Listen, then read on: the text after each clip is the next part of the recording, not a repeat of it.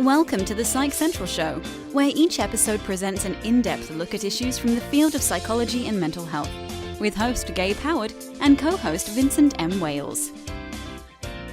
Hello everyone and welcome to this week's episode of the Psych Central Show podcast. My name is Gabe Howard and with me as always is Vincent M. Wales. And today Vince and I will be talking with Brett Francis. Brett's mission is to educate individuals and society at large about mental health and why having mental health issues or a family member with them is a lot more normal than people think. Brett, welcome to the show. Thank you for having me. I really appreciate you guys having me on. Oh, it's our pleasure. Definitely glad to have you. Brett, my first question is this. How did this become your mission? What happened in your life to push you in this direction? Yeah, well, it was a long road, I'll tell you that for sure. When I was 6 years old, I was diagnosed with Tourette syndrome and severe ADHD.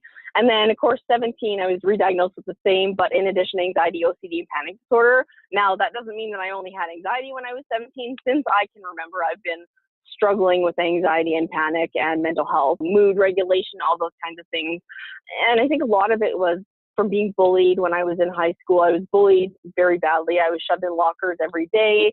And that really was the big start of it. You know, when I was 7 years old, my parents said, just tell everybody that you've got Tourette syndrome. Well, as you guys know, mental health is miseducated or maybe not known a lot about sometimes, or it's a taboo topic, which, you know, we're all working at bringing some more awareness to it, you know, and making it less taboo and more of normal conversation. But Tourette's is still one of those things that is very misunderstood. And so people would think, oh, she's going to be swearing like the girl on the movies or like this person in the movies.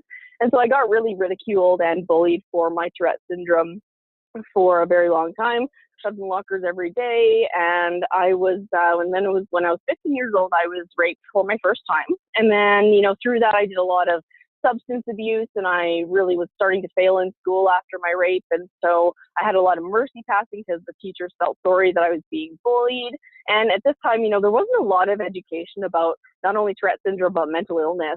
The parents did the best that they could, but it was still a really, really big struggle for me. And so when I turned 18 years old, very shortly after I turned 18, I actually got pregnant unexpectedly with my high school sweetheart. And then at 19, I had a miscarriage at about 4 months. And then I hit rock bottom. And through all of this, after my rape, after some traumatic events in my life, and then again after my miscarriage, was the last attempt that I had on my own life to take my own life.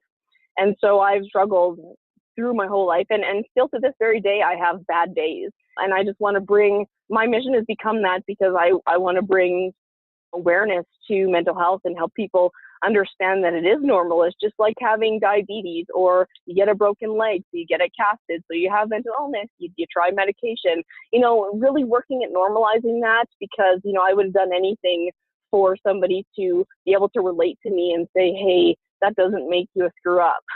Like I felt a lot of my life. I felt very broken for a very big portion of my life. And that's why I do what I do, is not only because I'm passionate about it, but I just, you know, I love every minute of it. And that's become my life's mission. I love that. And I also love the way that Vin asked the question. It's like, we see that you're a mental health advocate. What happened to you? And yeah. I say that to be a little bit funny, but it really is true. I've noticed that people in the mental health advocacy space are either people like me, I live with bipolar disorder, or people like you with Tourette syndrome and you know, anxiety and everything that we just learned about you. Vin, of course, has persistent depressive disorder. And it really seems like either you or somebody that you love suffers from a mental illness in order to really occupy this space. And I'm hoping that someday I will walk up to somebody and say, oh my God, you're a mental illness advocate. Why? And they'll say, because mental illness is serious. And I'll be like, well, but you have it, right? No. A loved one? No, mental illness is serious. We need to help out. And that will just be like a great day. A great day. It would. You know, I really look forward to that day too, just to hear, yeah, I'm passionate about it. You know, you hear kids talk about being an astronaut, a geologist, you know, a tradesperson, or a veterinarian, or you know, 6 foot tall blonde model. That's what I want to be when I grow up still, by the way, guys. I like you know, it. And where is I'm passionate about mental illness and I want to stop the stigma just because I can, you know, instead of being an astronaut or whatever. You know, I look forward to that day as well. So earlier you mentioned Tourette syndrome and how it's so misunderstood. Mm-hmm. Because as you pointed out, most people just think of it as the stereotypical swearing without any kind of restraint sort of thing. But it takes many other forms. Can you share some of those with our audience? So the swearing is actually called coprolalia, and it only happens to 4 to 7% of people with Tourette syndrome. So Tourette syndrome is divided into a couple of different things. You have motor tics, and then you have verbal tics. And then out of those, each of those, there's simple, and then there's complex tics. Simple ones would be like hand jerk, sniffing, snorting, blinking your eyes, lip smacking, things like that. Those are really a lot of the common simple ones. And then now when we get into the complex ones, that can be anything from, like, I've had days where my tics are so bad that I feel like I need to echo sounds on an action movie or something. Or some people, feel the need to bark like a dog or repeat themselves saying something, and they have to say it in just the right way and just the tone of voice. That one I actually know, like I said, from, the sound effects in movies, or you have to scream or things like that. So, it's a lot of different uncontrollable. And sometimes I'm like, wow, I didn't know that my Tourette's would want me to do that. Like you just have these new tics and they're ever changing. So when I was younger, I did have quite a bit of prominent verbal tics, and I was yelling. I never swore, but in the middle of my sentences, my sentences were like 100 different volumes. I'd be from screaming at the top of my lungs to like hardly mumbling. I had this one where I had to breathe all of my air out, and I had to go and breathe it all out to the point where I had nothing left in my lungs. But as you age and mature into it, you can either grow out of it or you can continue on with it. And it's fairly mild because it's worse in your hormonal years when you're going through puberty and all that stuff. But, as you mature into it, your tics kind of get solidified. There's a few solid ones, and then there's a few ones that are like moving. And so it's sometimes, every 6 months I'll be surprised and I'll be like, oh, this one's fun, so it's changing. And so sometimes it's new, but it's also frustrating sometimes because you're like, oh, I just got used to the one that I was, the new one that I had 6 months ago, now I have another tic. So, and sometimes you go 3 years and you don't have a new one. Very interesting. I did not know that either. Thank you. Thank you for sharing. You're welcome. You are the host of the Not Broken radio show, which is heard on many different radio stations throughout America. Can you tell us, why did you name it Not Broken? Well, it actually followed my book. So my book's called Not Broken, and that's where I came up with Not Broken, because I spent a large portion of my life feeling very broken and going into psychologists, psychiatrists, counselors' appointments, and even, people in the general population with the stigma. I felt like a screw up and like I couldn't do anything right. And I'm sure that you guys have felt like that before with your mental illness. Many times. That's not a good feeling to have, like you don't fit anywhere. And so the book and the Not Broken name was inspired by feeling like that for a lot of my life. So I say, whenever I talk about mental health, my slogan is Not Broken, because people with mental health challenges and disabilities are not broken. And they don't need to be, stereotypically fixed. It doesn't mean that they won't need to learn to manage, or it doesn't mean that they don't need help, but they're not broken. We don't look at a person with diabetes as broken. We look at them as somebody who needs to manage that disease. And I think we should look at mental illness the same. I couldn't agree more. Thank you so much. I love that. I love that. Thank you. Let's talk about how mental health and physical health are linked. It's something that Gabe and I have brought up several times over the course of our show, but I don't think it's ever been spoken about enough. Do you have any input on that? I'll share a personal story. Recently, on my spouse's side, his nephew, he's 15 years old, and he was hearing voices, and he was scared that he was going to harm himself and other people. And so he said, I need help. I'm voicing this. And we took him into the hospital, and the hospital said, oh, he's hearing voices, but and the mental health worker, crisis worker, comes in and says, he told me that he's not worried about harming anybody, that he also promised that he wouldn't harm himself or others. And we said, well, he's 16 years old, like he's impulsive, and he's worried about that impulse may strike, and that's when it's going to happen. It's not like it's premeditated. And so we really struggled because they wanted to see somebody for chest pains or a broken leg, or there was a person in there that also they were treating for an overdose. They want to see the physical stuff. And I don't think that it's that they don't take it seriously. I think it's they're not 100% sure what to do in the hospitals because there's a lack of resources. And so anyways, I basically sat down and I plumped my butt down in the chair and I said, look, we're not leaving here until this gets taken seriously. He's got a younger brother at home and he's worried he's going to hurt somebody or himself, and he's hearing voices. And I said, he needs to be seen, he needs to be treated, and he needs to be admitted. And I said, so we're not signing any kind of liability release or self-care plan or non-self-harm plan, because they get you to sign these papers, and they tried to get him to sign them without anybody being present. And, I felt like it was really not, like he wasn't being taken seriously. And like I said, not at the fault of the people who work in the hospital, because, the nurses and the doctors are amazing and they're great at what they do and they care for people, and that's incredible. But I just think that they really didn't know what to do. And especially because it was, a northern rural community, it was very difficult for them to know, like they had to call the mental health crisis team, and then the crisis team had to call the psychiatrist, and then the psychiatrist finally said, okay, admit this 15-year-old boy. And so I think that, we really need to work at, and I was reading an article as well, in many states and provinces in the US, Canada, everywhere and all over the world, people that go into emergency rooms for mental illness are often discharged, and those are the people that are back, and they continue to come back because they continue to struggle.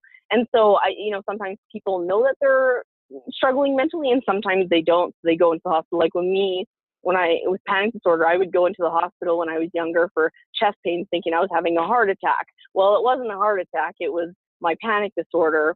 And so being a person that's been dismissed in the hospital without things like that being taken seriously, and then having to wait, after you've been there 4 times because you're having chest pains, then waiting for 16 hours, it's just a really frustrating thing. So having been in those shoes before in the emergency room for mental illness, with the lack of resources and education and the lack of the link that we're talking about for mental health and physical health, when the two go hand in hand. I mean, if you're depressed, the first thing I do when I'm depressed is I put on sweats and sit on the couch. So your personal hygiene goes, so your mental health directly affects your physical health, and vice versa. If I'm not feeling well physically, I'm not having a good day mentally either. And I'm sure that you guys, with your diagnoses, see the same thing.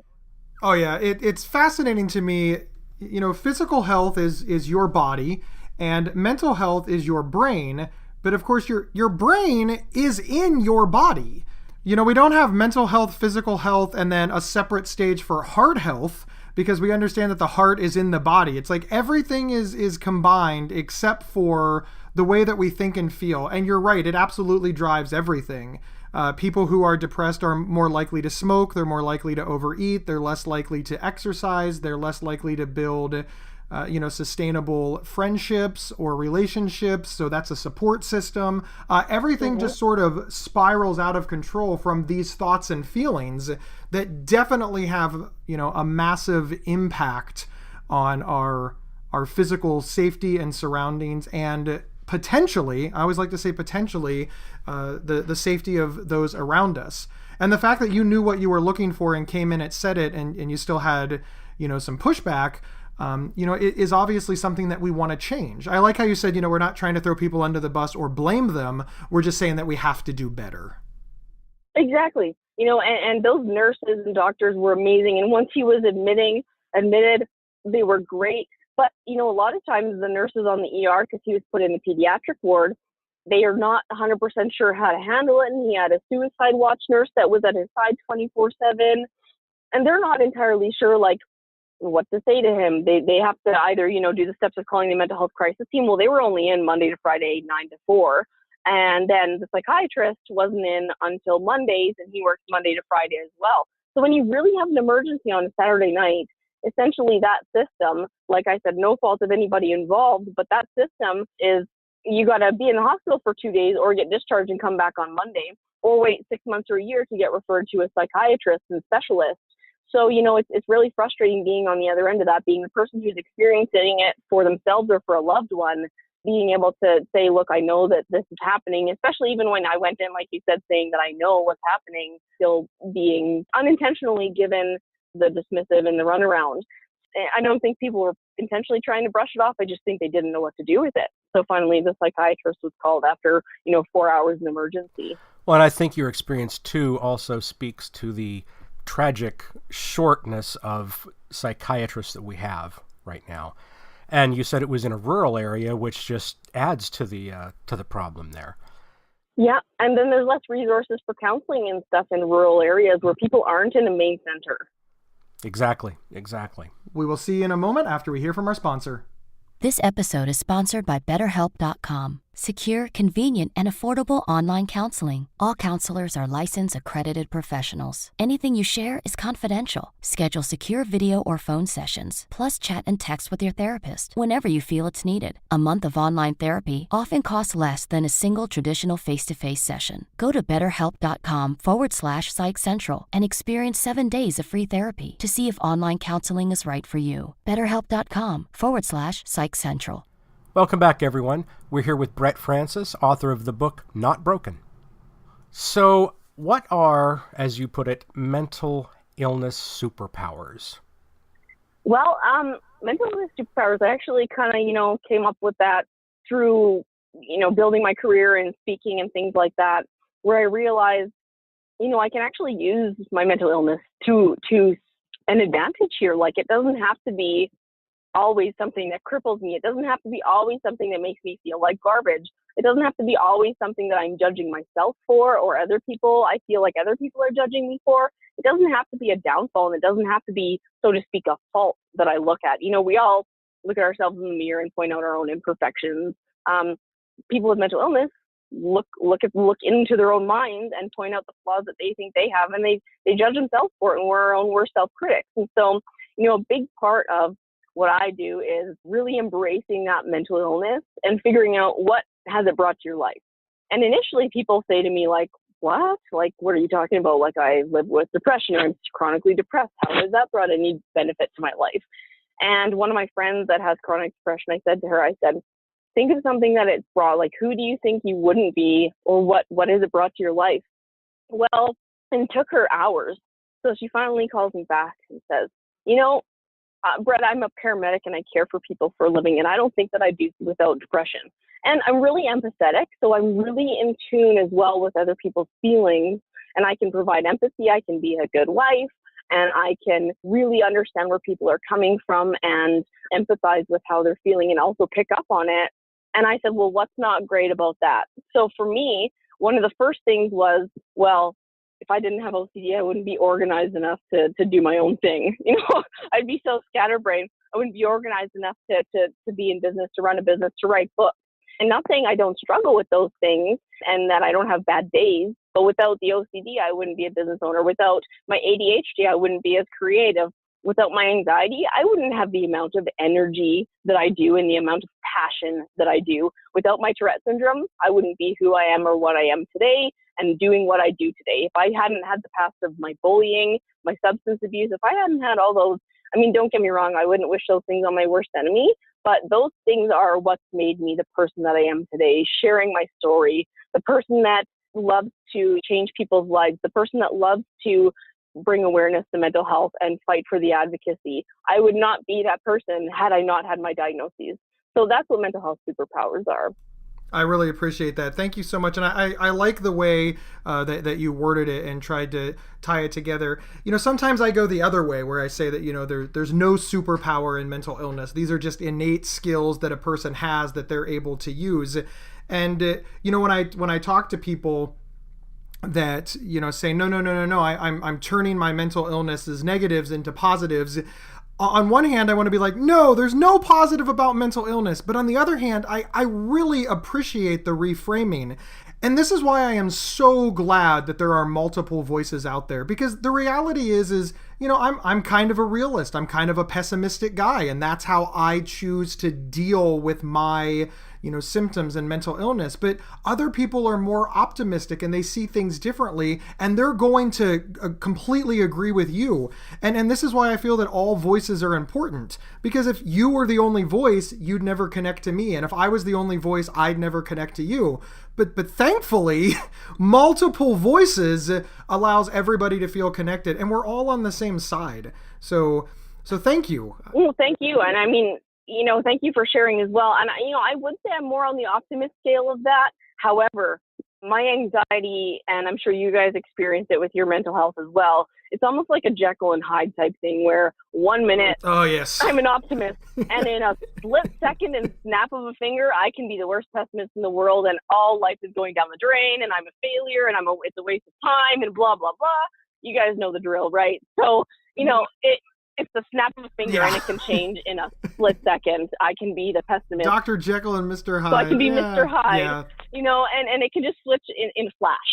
And it's very frustrating sometimes, but I'm so back and forth, and I yo-yo so much with my mood with anxiety that I know that there's going to be some sort of snap of a flash, and I'm going to be optimist Brett again in like the next millisecond or half an hour or the next day, so I know that that's coming. So that kind of gives me a little bit of hope, because I'm like, well, I know the optimist, resilient, stubborn Brett is in there somewhere, and she's got to come out eventually. Just poke it a little bit, That is very cool. And I think this is a nice segue into self-stigma, because you talk about self-stigma a lot and the different ways that it affects us. So can you talk about that a little bit? So, a lot of people really undervalue what they say to themselves. And anxiety and all mental illness is like, it puts those doubts in your head where it's like, I'm a failure, I'm not good enough. And it's continuing to tell you everything that you can't and won't, or should have and could have. My counselor says, focus on the can-dos and the have-dones, but that's not anxiety. So anxiety is like, the angel and the devil sitting on your shoulder. It's like the devil that's there all of the time, just whispering in your ear that you're not good enough. And so that's, a big part of stigma. And sometimes it's easier to control, and at other times it's not easy to control at all.